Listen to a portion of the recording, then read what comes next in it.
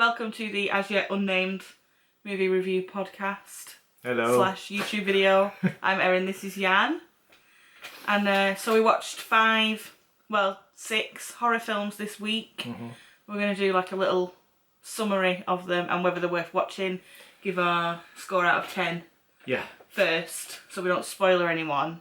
And then we will, after that, we'll go and discuss them in a bit more detail for people that have seen them. And I'll timestamp in the description if you want to skip a film and just go to, whichever film we're going to talk about. So so this is the first one that we're doing. The theme is horror, as you could have guessed. And we're going to try to do more different theme every time. Yeah, it could be a different genre every time, or a different director, or a different actor, or you get the idea. So yeah. Okay. So now, the 5 films, 5/6 films we watched this week were, we watched Late Phases. That is available on UK Netflix and US Netflix. Yeah. I believe on US Netflix it's called Night of the Wolf. No, it's the other way around. Late Phases. Oh, is it the other way around? So on UK it's called Night of the Wolf, Late Phases. Yeah. And on US Netflix it's just called Late Phases. Late Phases, yeah. And we watched... Then we watched Stung. Which is on UK? It's on UK Netflix, yeah. Is it? No, US. US Netflix. And then we watched The Conjuring 2. Obviously, that was at the cinema. Yeah. We watched Here Comes the Devil. That was on UK Netflix. Unfortunately, it's not available on US Netflix. We began to watch Annabelle, which is the spin-off of the original Conjuring. Yeah, we stopped, so we're not going to review that. And we watched Preservation. That's on UK Netflix and US Netflix. Yeah. So we have how many films? We have 5 films in total. 5 films. Yeah. Okay. Yeah. So if you want to start. Well, we watched Late Phases. I'm just going to call it Late Phases because I'm not saying that every time.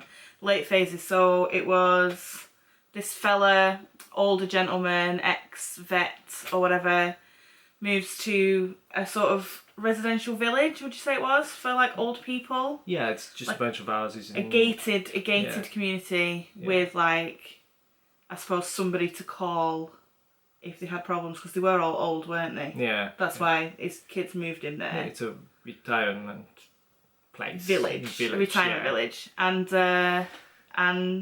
his next door neighbour gets attacked by a werewolf. Obviously, it's a werewolf, that's not a spoiler. Yeah. Yeah, it starts pretty quickly. Yeah, it did. It was pretty brutal, pretty fast. But forgot to mention the gentleman's blind. Oh yeah, he is blind. I totally forgot he was blind.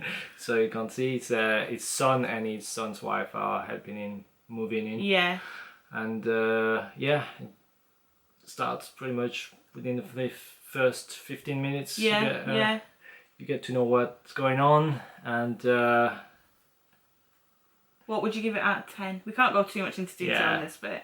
No, we're just explaining what the movies are. We're just giving a short synopsis, so we're just going to go through them one by one, and then we'll talk a bit more. And what would you give it out of 10? Well, I gave it a 7. Did you? I thought it was pretty good, Yeah. I'd probably give it a 7 as well. I was tempted to give it an 8, but I don't know. It just didn't have that. It was close to an 8, but it was a 7. So 7 it's out one of of those 10. films. It's a smaller budget film, and as long as it keeps you interested. No, I did end up giving it an 8. Did you? No, I did. Yeah, sorry. He gives it a 7. I give it an 8. I think it was worth a 7. Solid 7, definitely. I think it was worth an 8. We'll tell you why later. Okay. Right. Okay. We're just giving the score straight away. Right. Second one, Stung. That's about a girl who's got some sort of catering business, and she's going to a big house for a party with assistant, member of staff, and they've got to sort out a party for the guests who are going to arrive, and another one that starts very quickly. You get to understand that there's some killer wasps going around, and as soon as it starts, people get stung. Yeah. Don't give away that bit, the extra bit what happens afterwards, because that's a bit... Yeah, I didn't know about that. Maybe if you've seen the trailer you'd know about that, but I don't watch trailers, so... No, I'd read a little bit about it, but I completely forgot by the time I started watching it. Some pretty good creature stuff happen, and it's pretty decent for a smaller budget film. Yeah, again. they did really well with the money that they had. With the special effects, pretty good. We'll talk a little bit more. Yeah, but what would you give it out of 10? I gave it a 5. It's okay-ish. Yeah. Not great, but it's not bad. It's not bad. But yeah, I agree with that. I think it's worth a 5. I think it's worth a 5. And then we watched The Conjuring 2, which I'm sure it's all over the internet at the moment. We love it. It's about the Enfield, if you don't know, which you do, but it's about the Enfield hauntings, which happened in Enfield, which is an area north of London. It's one of the most well-documented hauntings certainly in British history. But yeah, it's a super good story, and it's the what they call Warrens, the Warrens from The Conjuring, the investigators. If you've seen the first one, you know. Yeah, you know who they are, and they go and try and sort it all out, basically. What did you give it? 10. I gave it a 10 too. It's amazing. I would say it's definitely between a 9 and a 10 because it's super good, super intense. Yeah, super duper good. And to be honest, I didn't find anything wrong with the film, so why not give it a 10? Yeah, definitely worth a 10 from me. The next one we watched was Here Comes the Devil. Now, was it Spanish or South American? That was a Mexican film. Mexico, well. Yeah, we didn't actually know, we just found it on Netflix and all. Yeah, somebody else on YouTube recommended it, didn't they? Is it Good Bad Flicks? As soon as it started, we understood it was not English. Yeah. We're totally fine with it is English subtitles. So we're not judgmental. So that's available on UK Netflix, not available on US Netflix. I haven't checked. I have. Okay. Yeah, it's not on US Netflix, unfortunately. But yeah, that was it was quite good. Yeah, there was quite a lot of things in it that annoyed me. But so basically what happens was the family are on a trip, they're on the way home from a trip, and they stop at a rest stop, gas station, whatever you want to call it, services, and the kids go off to this hill that they can see and play, and then the kids come back and something's a bit weird with them. So the film goes on from there. It isn't a supernatural horror, I suppose, or it's like a supernatural psychological horror, I suppose. Again, it's one of those films that do well with the way they set an atmosphere, and it's pretty creepy without really showing that much. The atmosphere was good, but it's more budget and different. Again, I've not seen many Mexican films. I don't really know their cinema that well. Yeah. But it was definitely interesting. I think I gave it a 7. Did you? Yeah. I gave it a 6. It's got that moist atmosphere. Atmosphere. Oh, you're so gross. Sticky atmosphere. That's disgusting. I give it. That's my language. Yeah. 7. You gave it a 7. Yeah. Yeah, I give it a 6. Something a little bit different. You know, I'm not even sure I give it a 6 now thinking about it. I'm probably going to give it a 5 personally. Right, okay. There were some things about it that annoyed me, but it was good. It was good. I have to check. Don't check. Right, I'll check later. Right, and then we watched Preservation. That's on UK and US Netflix. Yeah. And we just watched it. And blank, I can't remember. There's two guys and 2 brothers, and one of the brothers' wives go into the woods for a little camping trip. And then they start getting picked off by some killers. So it's very, very standard format. Yeah. All I can remember from it is that the woods were shot pretty well. Yeah. The acting was okay, not too bad. Okay-ish. It's that guy Pornstache from Orange Is the New Black. I haven't watched. I don't know the actor's name, but he plays Pornstache in Orange Is the New Black. Right. He's one of them. So that might be interesting for some people. Yeah, the other 2 actors, I have no idea who they are. No. It's not very good, to be honest. No. It's not good at all even. No. I'm probably giving it a 3. If you've seen Eden Lake, was it called? Michael Fassbender one. Yeah, that's much better in the same, in the similar, it's basically the same story, isn't it? Yeah. So people in the woods get attacked by we don't know, and then that's about it, really. Yeah, not much going on. 3 out of 10 Yeah, from me. 3 out of 10 as well. Yeah. So yeah, that's the films we watched, and if you don't want to get spoiled on any of these films, stop watching now. But we're going to talk a little bit about each film in depth now, aren't we? In depth, So not too long though, because spoiler alert! Right. First one, Late Phases. Late Phases. Go. Okay. I thought it was really well done, to be honest. It's gonna be a bit tricky talking about this one, but even though there's something that starts pretty much straight away with the werewolf, and you know it's, to be honest, it's in the title and on the cover you can tell it's about werewolf, so we're not really spoiling that. But there's not a lot going on for a while. It's just about the main character, the blind guy, who tries to investigate because he's blind and tries to understand what's going on. He knows something's off, and but he seems to have figured out that it's a werewolf pretty. I mean, he finds early clues, on. and obviously his senses are a bit heightened compared to other people. And yeah, but like he's blind. But do you remember Hush, where she's deaf? Yeah. I got a real feeling of how much of a struggle it was for her being deaf. Yeah. But I didn't get any of that. No. With him being blind, really. I mean, he walked around with a spade because he didn't want to have one of those white sticks and stuff like that. And I felt like that was a bit pointless for him to be blind, really. Even going up to the last fight at the end, because he didn't. I don't know. No, it's. I thought it was a little bit pointless of him, for him to be blind. Yeah, I did. I didn't really. It didn't really add anything to the film for me. Well, he gave him a backstory. I think the fact that he was blind, the fact that was he like an army guy next? Yeah, he was an army guy. Oh, and because he said like, I didn't want to get it checked out because I'm too proud or whatever. It's kind of that kind of guy who's on his own now. He's got a dog as well, really close to his dog. Yeah. And it doesn't seem to like other people much. He's very antisocial. Antisocial. He's got that dry sense of humor. You don't even know if he's joking or he's kind of blunt. So getting to know other people and being included in that community, it's not something that he wants anyway, but he tries to.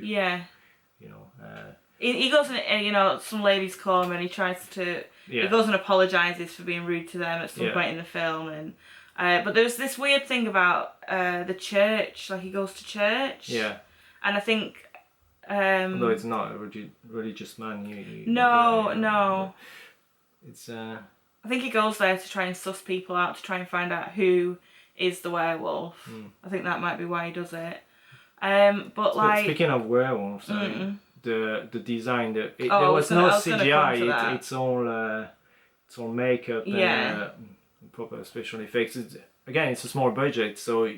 But what you see, I thought the design of the werewolf for me is what actually tipped it from a 7 to an 8. Oh yeah, you gave it an 8. Yeah, because it was like something I've never seen a werewolf design like that before. It wasn't your typical, Buffy, vampire in London kind of werewolf. It was something really original. I thought it looked a little bit like a gremlin. I said, didn't I? Yeah, the transformation that you get at some point in the film. Oh yeah, it was really gruesome.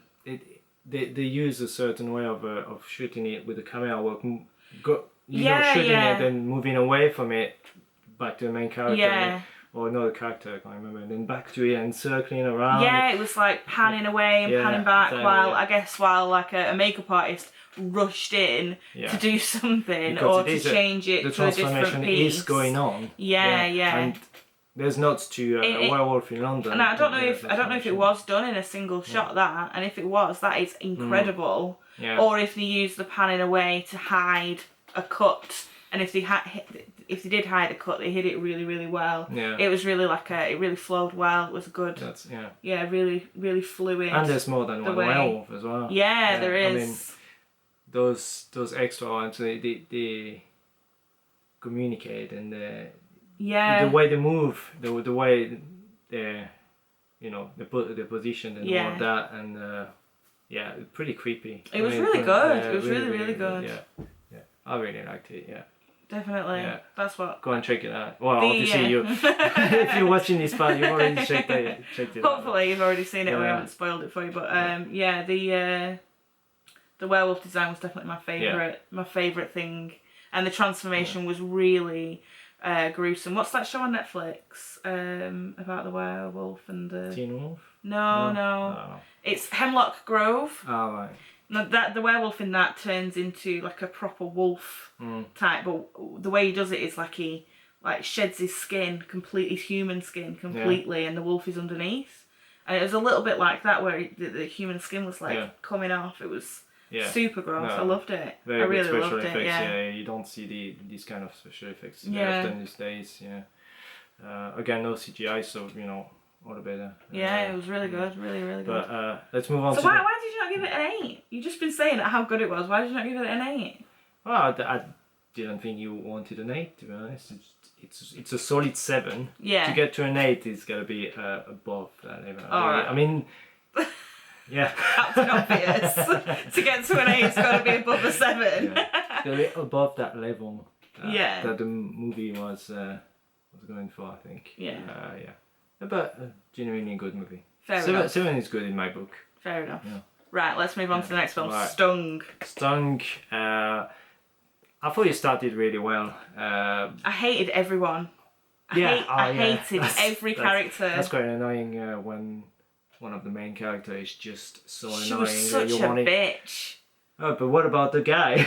The guy was just being a guy. He was being a guy, but he was just the getting on my girl was nerves. like hot and cold with him all the time, and like she's neurotic. She's got a business to run. She was trying. Such a dick. Yeah. I really didn't like by her. the way, in the film we got Lance Henriksen from Aliens and all those films. Who was not doing much. I expected much more because I'd read that he was in the film. So I said, and then he appeared and he plays the mayor of the town. Yeah, he might as well not have been in it, to be fair. It might as well not have been him. Just getting his paycheck. Yeah. But, it's good to see him. It's kind of a bit old now. Yeah. But anyway, the film is mostly just about the big wasps. So they start off on the party and they go... He goes into the greenhouse. And the mother of the family that owns the house is there, like tending to her plants, and then the dad was big in pharmaceuticals. So you find out later in the film that the son has been like homemade genetic modifications to these wasps. Yeah. And then what I wasn't expecting was when the wasps stung people, that person then turned into a wasp that was the size of that person. So they weren't just like giant wasps, they were human sized wasps. Which was really some of them were really cool. Again, that's why I said that's why it's a creature movie, a creature feature. Yeah. Because you get giant wasps basically. I mean, those special effects were really good. There was some CGI. One piece in particular was not very well done actually, but it was the only one that I noticed thinking, oh, that CGI is horrible. But I checked the budget, it's $2.5 million, so it's not big, and it's pretty good, especially the practical special effects were really good. Fortunately, the movie's not very interesting apart from that. No. What's in between, the gory bits and the wasps attacking. I don't think I can remember most of it, to be honest. It's just, pretty much everyone gets killed in the first 20 minutes, and then you get like 5 people, another 2 get killed, and they left with 3 people for the last 45 minutes or so. They're just running around and just not being very clever, and I don't know, try to put some humor in there, but it didn't work. And then there was the piece at the end where they sort of managed to get away, and then they were shagging in the back of an ambulance. Oh yeah. And I was like, what is going on here? Yeah, I don't know.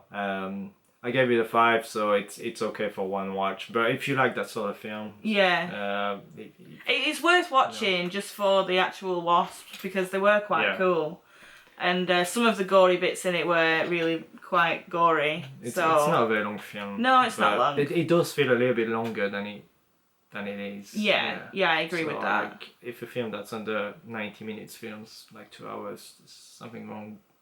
But then again, you know, it's just watch it once if you like that sort of thing, and probably enjoy it a bit. Yeah, you're not gonna. It's not a waste of your time by any means, but it's not fantastic. Yeah. Right. Let's move on to the next film, which is The Conjuring 2. Yeah. So please don't watch this if you haven't watched the film already. And because go watch the film. Because it is absolutely insane good. And you don't even, if you haven't seen Conjuring 1, to be honest, you could even watch it. Somebody asked me on Facebook that, you know, I mentioned that I've been to see it, and they were like, oh, I want to watch it, but I haven't watched the first one. Yeah. And you don't need to watch the first one at all. Yeah. And this one is, I can't really remember like in super good detail The Conjuring, but this one is much better. Yeah. I remember that. I really loved the first Conjuring. I've only seen it once. Yeah, at me the too. Cinema. I thought it was great. You know, very sort of good horror. Not really bringing anything super new, but it did things very well. No, it wasn't. But this one's similar in a way because it's stuff that you know, but it's done so well. It adds a few things. Obviously, James Wan, the director, knows what he's doing. Definitely, so definitely. You can trust him for that. I think with horror though, you can't really bring anything new. It's difficult, to the genre because it's so saturated. Yeah. Because you can make half decent horror movies for no money. Yeah. That, you know, it is such a saturated genre. There's not a lot new you can bring. So to make a film that is a 10 in the horror genre is extremely difficult to do, and it was incredible. Yeah, I mean, it's just bringing, not bringing something new, but it's the way you present things, the way you show things, and in the film, I don't know, there's so many things you could talk about, but basically for me, it's the intensity and it's the experience watching it. Yeah. The film starts off pretty slowly, but it goes crescendo, and the scares they just come up more and more as the film. Yeah, it's like really sustained intensity, and the only thing that slightly annoyed me about it, which I mentioned to you on the way home from the cinema, was that it starts off in America at the Amityville house, just a short scene of the Warrens at the Amityville house, and everything's all like sunshine, and it's like a beautiful like golden, you know, what do you call that, like they're using a filter that like a golden filter on every, and then you get to England and it's like, oh, everything's horrible, it's raining, it's grey, all the colours are washed you're out, in a cellar. That's the only thing that I didn't it was the 70s. I don't know why the 70s were like. Well, neither do I. No, it's a bit stereotypical for that, but and it annoys me on a personal level being English. So I don't care. But most of the first half of the film is just set in England, and you don't even get to see the Warrens until you see them at the beginning, but then they come to England like much later. About halfway through the film. Halfway through the film. So you get to see the family and how they interact, and to be honest, the kids were great, especially that little girl. The kids were great. You could feel they were like a family. Yeah, definitely. Missing a dad. Especially the sisters. And they were missing a dad. And in the 70s, that wasn't, well, here, if your dad left in the 70s, I mean, that was terrible. My dad left our family in 92. And that was terrible. That was, I know, it seems now that there's single mums everywhere. But it wasn't the done thing. And the kids seemed to, I don't know if the family was Catholic, but the school that they were at was definitely a Catholic school, so that might have made it even worse for that family. And you really got a sense of that, and the kids asking for biscuits, and the mum's on the phone to the council trying to get housing benefit. And it's not really mentioned in the film, but it's just like that's just what she's doing in the kitchen when the kids come home from school. So you get this feeling. And without it being shoved in your face that they haven't any money. She only mentions that she has no money once or twice. Yeah. Well, I mean, you can tell that they are not living high standards. No. And the house is in pretty bad state. Yeah. Although it is a big house. But I don't know. Is it scary? It's very intense. It is scary in bits. I know you jumped quite a few times. Yeah. You know, these days, I love horror films, but these days they don't make me jump. But this one managed to make me jump 3 or 4 times. So you know, it's good, and they're not like stereotypical jump scares with like loud. No, I hate that loud music that they quite often do. When it's loud, it seems to come genuinely from the film, from sounds within, you know, what's going on, not the soundtrack. And not the soundtrack going boom, which is and again, James Wan's direction is fantastic. Great. A lot of moving shots, not a lot of static. No, you know, when it was a static shot. The only one that I can remember standing in my house is you know, standing out in my mind, of realising that this is not moving anywhere, was when James Warren, is it James Warren? I don't know his first name. Patrick Wilson's character. I can't remember his name. When the Mr. Warren, we'll call him Mr. We'll call him Mr. and Mrs. Warren. Mr. Warren is facing away from the girl. To try and make the spirit of the man to talk. So she's in and it's the camera's focused on him, and it's like blurry in the background, so you can't see the girl, but you can see the blur change into the man. I didn't see it change. So you see it change back. No, I noticed at some point because so subtle. It was blurry and something's going on there, and all of a sudden you can see that it's not the girl anymore. But it stays in. It stays out of focus. Very subtly done. Oh, fantastic! But there's some really great moments, and even tracking shots outside that follow the characters and go up in the sky and from. I don't know. It's just. Really, really good. Really that's why it brings, you know, it's already done that in Insidious. The floating camera type. But even when you think static, it still moves. It's like a forward tracking shot, slightly moving, and I don't know. It makes you feel. So it makes me feel something, you know. Watching it, so uncomfortable. So I think.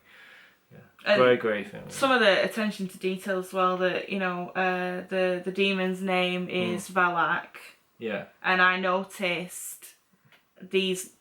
Well, I don't know if I didn't notice it was Valak, but I noticed a VAL on the windowsill in the Warren's home in America. The A and a K. And I noticed an A and a K on the bookshelf in the. Yeah, that's what I noticed as well. in the Warren's home. Without paying much attention. And the Warren's daughter making a bracelet, and the letters. I'm not sure if it was all 5 letters, but I've noticed a V and a K on the table, and she was making a bracelet with like alphabet beads. Yeah, when you told me that at the end, I was like, oh that's so good. And I don't know, I'd love to watch it again to try and spot more things like that, because you know I like to do that. I mean the nun. We gotta talk about the nun. The main demon. It's just great character. So gross. The bit when she goes into the office at the Warren's house, and because she follows the nun back into the office, and she what's the word? She tries to find her. She knows she's there. And then she comes out as a shadow on the wall from behind. Behind the door, and she walks towards, because Mr. Warren had a dream about this nun and painted a picture of the nun, and she walks towards the painting, and I was expecting, you know, like Insidious, the first one, where Rose Byrne's character is in bed, and there's the characters walking past the window, and then one of them is suddenly walking past the inside. I was expecting the shadow to walk to the painting, and then as she walked past, like what do you call it? Like just come out of somewhere else. So I could see the shadow moving onto the wall towards the painting, and I felt like I needed to scream. then Mrs. Warren to go and grab the painting to get it off the wall, because she's going there. She's going behind it. Oh no! Hands are coming around. I don't understand why they would have that in their house. The job that they do. So and I know that Miss Warren's got the room full of creepy things. paint the picture, get it out of your head, I understand that, but put it in the room of creepy things. Don't put it up on the wall. Oh, but I mean, so horrible. There was so much more to that scene. That scene lasted quite a while, and a few things were going on. I mean, just the lights going down and back up or something, and you could see the painting, and you're like, it's something gonna happen now. That's before the shadow was moving. Yeah. And you don't know what's gonna happen. It's so good, James Wan. Yeah, he's really good. He's really building good. tension. He's really good. And no, like 4 scare. Is that what they call them? I don't know what they call it. Like 4 jump scares. Like, like someone putting their hand on someone's shoulder. And faux. Yeah, I thought you said 4. Yeah, faux. Yeah, faux. You know, those fake, stupid, horrible horrible scares. This is none of that. I hate those, but. Just talking about it. Yeah. I do. You want to watch it again? Yeah, I'm gonna go and watch it with my friend a bit. Amelia. But for me, it was even better than the first Conjuring. Yeah. Oh yeah. That's what I think I gave it a 9. The first Conjuring. I think I gave it a 9 too. But this is it's straightforward, but it's so well done. Yeah. And watch it in a cinema because if you want to be in that. You do want to watch it in a cinema. We saw it on a quiet screen, so that was good. Yeah. You know the other little detail that I liked and why I forgave the grey filter for the English was the mother was called Peggy. Okay. And the woman across the road was also called Peggy. Right. Because at that time everyone was called Peggy. Right. Okay. Like, well, you know, like how many people of our generation do you know called like Sarah and Jenny? Yeah. Like everyone. That makes sense. But everyone was called Peggy back then, and I loved it. Because you don't find that in films, people having the same name, and if they do have the same name, it's like a plot point. So you forgive James Wan for showing that? Yeah, because he called both women Peggy. Everyone with a Cockney accent as well. But you know that's. Well, it was in London. It was in London. Yeah, you know. Yeah. I wouldn't be able to tell the difference. I like towards the end. I like that little car scene where they went to the airport to the train station, and then they started to come back, and there was like this like sort of car chase. They were not chasing; they were just chasing time because they wanted to go back to their house. In this little tiny car, looked like a lunchbox. Fast and Furious. I can't say Fast and Furious in England in the 70s. Rubbish cars. It was a nice note to Fast 70s. Right, we need to move on. Right, okay. Right, but amazing film. Definitely watch it. 10 out of 10. Yeah. So the next film we watched was Here Comes the Devil. So it's Mexican, you say? Film, yeah. So subtitles. You know, it's not dubbed. We don't want that anyway. No. As I said, yeah, pretty sticky atmosphere. You can feel the, I wish you wouldn't use that word. There's a bit right at the beginning if you don't like. Oh my god! Yeah, I forgot about that. Sexual content. It's very visual, but it's not graphic. But it is graphic. It is graphic without showing. Because it's graphic because of what they're saying to each other. Basically those in the scene. The kids are up in the mountain. Yeah, they've gone for a walk, play out. The couple are just having. You don't know what I'm saying, yeah. He is stimulating her, shall we say, in the car, and they're saying really weird stuff to each other. In the car, it's not even a parking lot; it's just a service station. It's daylight. Come on, you can't do that. Maybe they can in Mexico. Well, I guess they can. But I thought, why is this in the film? Why include this? Because it's weird. Yeah, but I think it actually added to the volatility of the parents' relationship, the mother and the father. And it makes sense because they fall asleep after that. So they forget about the kids. Yeah, so they fall asleep, they wake up, it's dark, the kids haven't come back. Yeah, they gave the kids an hour and a half and it's clearly like over 2 hours later, after that. Kids haven't come back and the husband just goes into the mountain to try to find them. She waits there, the husband goes. Just in case they come back. Yeah. And they contact the police, the kid's not there. Yeah. And they have to wait because it's they dark. can't go up there in the dark. There's no point looking for them in the dark. So they go to a hotel and in the morning the kids come back. They find the kids. Obviously there's some heated moments between the two of them because they're arguing. And did he hit her? I think he hit her. Yeah, he threw something at her. No, I think he hit her as well because she had later on we see a scene in the shower and she's got a big bruise on her ribs. Yeah. Yeah, so I'm not sure if he hit her, if he threw something that hit her. But obviously we can talk more about the film now, because if you're watching this, hopefully you've watched it already. We're going to assume that you've watched it already. You've watched it, so when the kids come back, and I mean, I could sense something off. In the morning immediately. When the kids come back, it's like, okay, they're not right. What's going on with them? Obviously, they could be traumatized by the experience of having to sleep in the mountain at night, but the parents. There's a weird guy as well, isn't there? There's a weird guy around the area where the gas station or whatever it is. But that was too obvious that he wasn't really involved. Because, when you have a weird guy in those films, like trying to direct you towards him, it's not that. So the kids come home and obviously they're acting really bizarrely. Yeah. And wait, there was even before the film started, there was two lesbians having there was a lesbian sex scene that opens the film. Yeah, to do with the serial killer that ends up in that mountain. Oh yeah, the serial killer ends up dead in the mountains where the kids got lost, doesn't it? So as soon as you start the film, forget about that. Yeah, exactly. Lesbian scene, by the way. Yeah, and yeah, you know, so. It's not. I'm sure it would have. Not afraid of showing it. It would have put sexual content. Some people off. I mean, it could have I was pretty surprised. I mean, you are expecting nudity in horror films. At least a boob. That, so if you're not happy with that, then don't watch it if sexual content makes you feel bad. But but I liked it. There's nothing. It's nothing really scary about it, there wasn't though. really anything scary visually. No. Until it's just like a general feeling of unease, isn't it? that uneasy feeling. Yeah, I like that. You know, it's all about setting an atmosphere. Yeah. And but that's the thing that annoyed me about it was that the mother's outfit choices were so bizarre.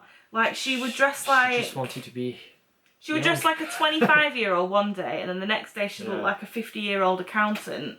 And I know that's a silly little thing to be annoyed about, but what the problem was that it kept pulling me out of the atmosphere.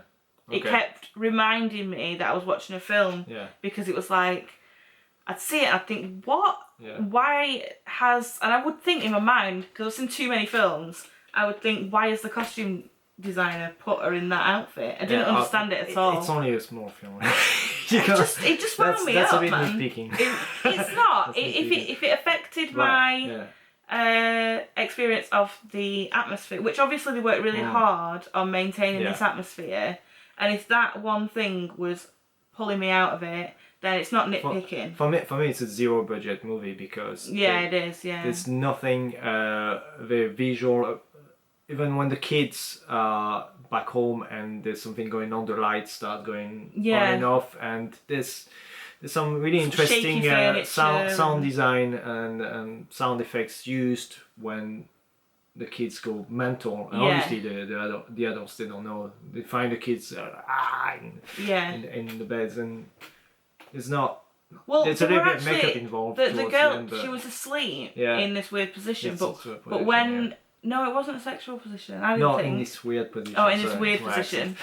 And because when the mum went to the cave around where the kids got lost, this cave, and finds her original children dead in the cave.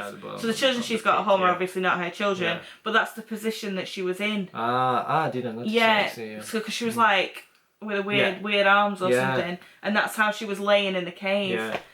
So that was a nice and touch. You get those two dead kids. They appear in the house at some point as well. I don't understand what was going on, because then they go back to the cave and they're back in the cave. So I'm not really sure. But that's the only makeup that was involved, really. So at the end, she drugs the kids that she's got at home. Yeah. The fake kids. We still don't know what they are. No, the guys around the area where the hill was say that it was the devil that lived in the hills. Yeah. But that could mean anything really, because with it being it is called Here Comes the Devil. Yeah, but I mean, that's is it the devil or a devil? We don't know, because in I don't speak Spanish. Yeah. So I don't know if it's the devil or a devil. I'll ask Samantha to watch it. And,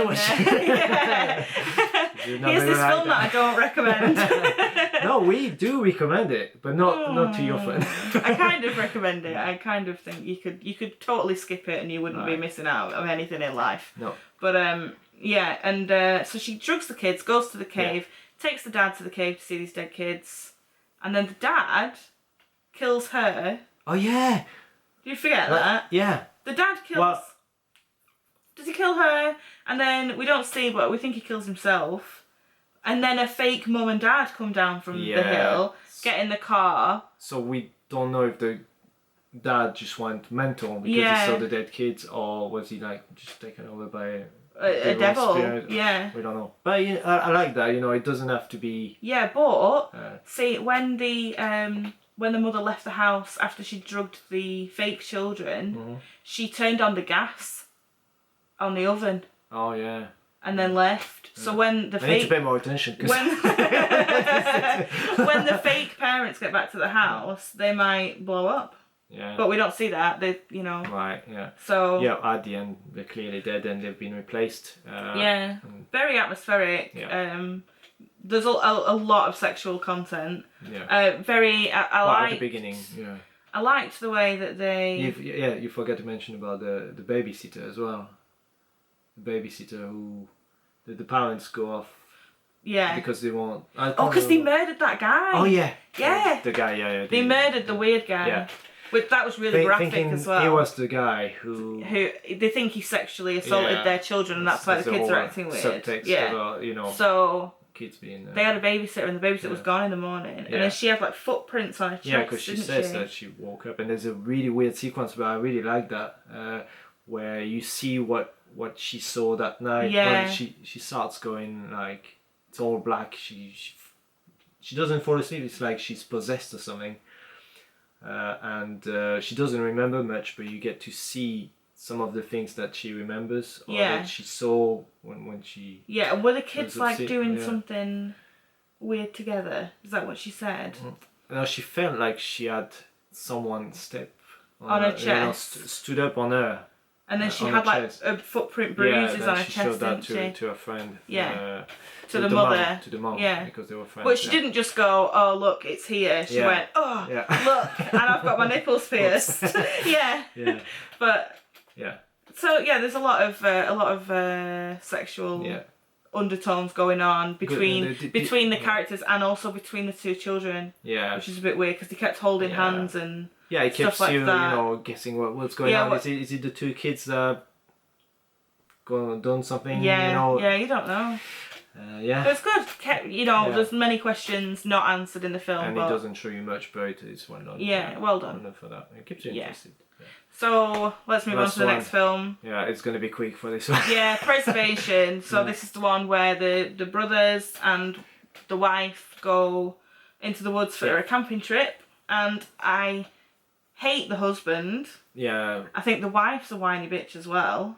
Because she won't just come out and say what's bothering her. She's being all like, oh no, I'm fine. Why don't you ever ask me what's wrong? I hate that, the way they do that. Yeah, and it seems like nearly every marriage you see in a film is like falling to pieces. It really winds me up. Well, she does mention that it was supposed to be their weekend. Yeah.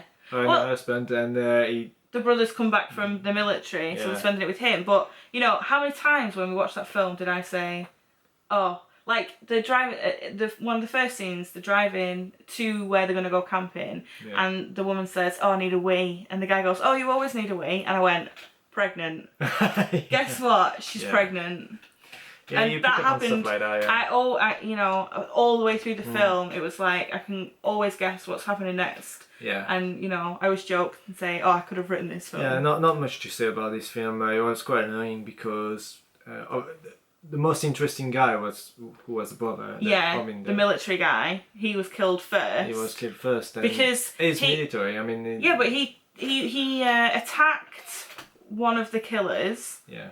And then turned his back on the guy. So first thing we noticed. So this is the military guy. Yeah. Turned his back on a guy that he hadn't checked was dead. Yeah. I'm sorry, that would never happen. Yeah. You said it out loud. I did. And then every other single character turns their back on the one that they knocked down. It's like, come on, and then they go really slow. Literally every time. Yeah. So Really bad. Yeah. Really, really quite bad. And you know, obviously the girl was the maybe one... it was the message of the film. You say that don't turn your back on someone you just know. Yeah, and the girl was the last character alive, of course, and turns into a badass. Oh yeah, oh the bit. And she gets back in the car and then she finds a bit of pliers and a bit of thread. She takes off an earring. She manufactures a needle and she uses dental floss to sew up a head injury. Yeah, and it's like, come on, man, for God's sake. I mean, Rambo. It was just like every trope you can think of about a killer in the woods film was in this film. And it's just and stupid also, decisions, and I mean really, really poor decisions. The guy whose husband who's wounded on a foot because he stood in his own bear trap. His own bear trap. Come on. Because he found 2 bottles of water just hanging up. Oh, that's not a trap. Yeah. That's not a trap at all. But you know, I was thinking actually sometimes. And then he just walks away, leaves his wife alone. You go that way, I go that way. They're gonna follow me, which they do. And then he hides in a fucking portaloo. But the way he escapes makes no sense anyway. It's just I mean, it's full of and the three kids, Yeah. the 3 kids are the killers, and that is a relationship that would never take place in real life. I know kids are killers, and you sometimes get multiple killers, but it would never be 3. It would always be 2, or it'd be 1 and a cult. Yeah. You don't get a 3 killer. And what's with them, you know, texting each other when they just sat next to each other? I thought they wouldn't say anything out loud. Or deaf or something. But then he gets on the phone to his mum at the end, and he can speak. So why are they texting each other? I don't know. To leave more evidence, I guess. Yeah. Stupid film. I mean, I think if you watch this film, you probably have the same opinion. Yeah. I've read one good review. All the other ones were like 1, 2, or 3 out of 10. Yeah.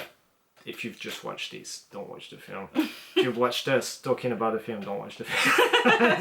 Don't watch it. Don't watch it. You can avoid that one. Yeah. But I'm pretty happy it's the first week. It's quite a good week, yeah. We had quite a good week. So I don't know what we're going to do next week. 1 shit film, 3 decent film, and then 1 amazing film.